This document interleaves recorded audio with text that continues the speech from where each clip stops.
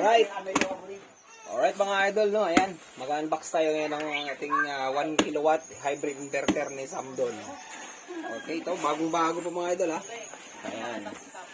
Sige, check natin kung gano'ng kalaki, gano'ng ganda yung quality ni Samdon mga idol. Ayan, no, dito na. So, ayan, nakabox pa naman siya, maayos. Ayan, tingnan natin kung maganda yung box niya sa loob. Okay, Sa project din oh, yun. yan, kompleto, may wire pa, no, kasaling wire. Yan, may wire siya mga idol, nakakala, dalawa. pero may sinubulot. Ang taktakan May kasama na rin siyang tawag dito, user manual. Okay, laki. Ito na mga idol, may cellophane pa, bagong-bago talaga, kompleto ito, no. Ayan, ito yung inverter ni Samdon mga idol. Medyo, ayan, bagong-bago nga talaga, no.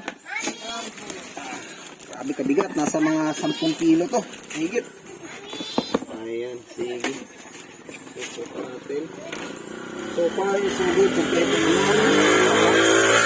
Maayos yung vaccine ng mga idol, no.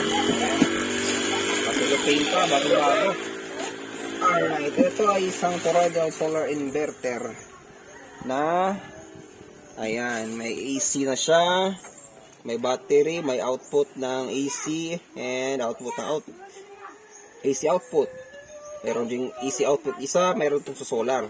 Ayan, may AC fuse na rin. Ayan, no? Maganda yung quality. So mamaya mga idol, check natin kung maganda nga yung harvest nito.